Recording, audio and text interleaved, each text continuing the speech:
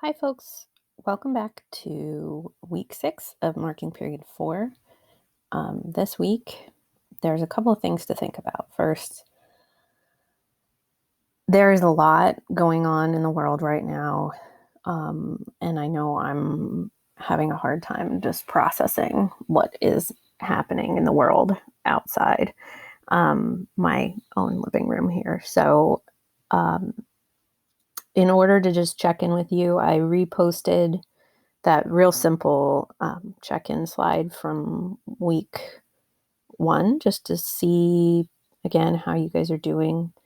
If you're struggling or you need help, please reach out. I'm here to talk to you. Before we left school, I told you that we had decided to send you home with a copy of March because I felt like it was something that was really important for you to read and for us to discuss as a class. Even though we've had to kind of go a different direction with our instruction in the last 6 weeks, I still wanted to open that up as an opportunity to talk about March next week.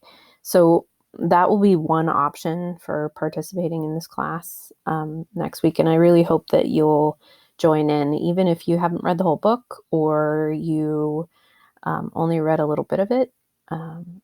It has some important things to say about social responsibility and justice, about protest and activism, about the connections that we make between history and the present.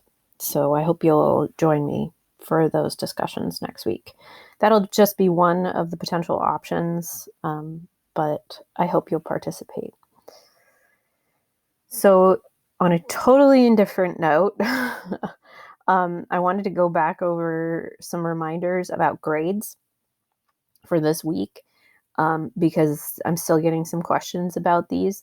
So as long as you pass quarter 4, you will have an option to receive 1 letter grade higher than you earned in marking period 3 on your transcript, or you can choose to take a pass. If you take a grade, it will contribute to your GPA. If you take a pass, it won't.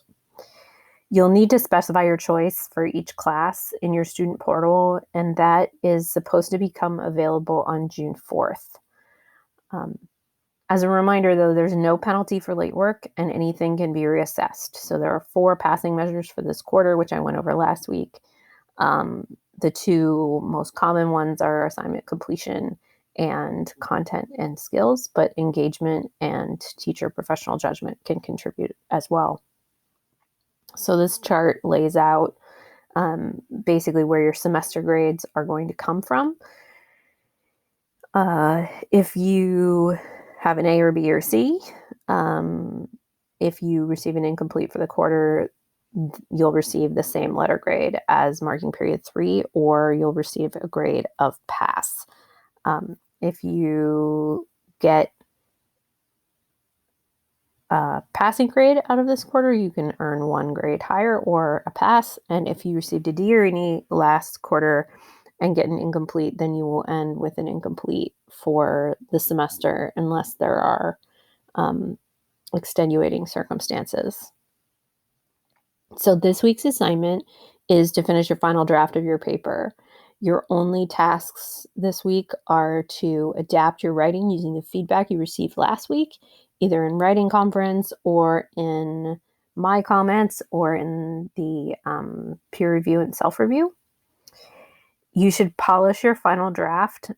If you didn't do the activities already, the self-review activities that are on the assignment from last week are really great, and they're a good way to work on a draft, whether it's at final draft stage or in the rough draft stage. There's a final checklist for essays on Classroom, and that's attached to the main assignment sheet. And then one last strategy, which I often use with my own writing and highly recommend to students, is that you read your paper aloud before you turn it in. that really helps catch those places where you um, think you wrote something and didn't, or where you don't realize that a sentence doesn't make sense. I use that when I'm writing, and I find it really useful. In addition, you can sign up for writing conferences this week. There's no need to sign up. You can just show up for office hours either Tuesday or Thursday, 1 to 1:45 through the Zoom link, or 1:45 to 2 o'clock through the Google Meet. Um, Check in with me if you have questions about your paper or need help. You can always use that tagging function to draw my attention to someplace in a document.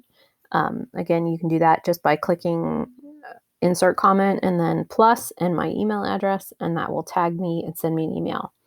You can email me anytime with questions. On Monday, I will be at school helping with the distribution of graduation materials for seniors. So my responses will probably be less prompt than usual on Monday because I'm going to be at school.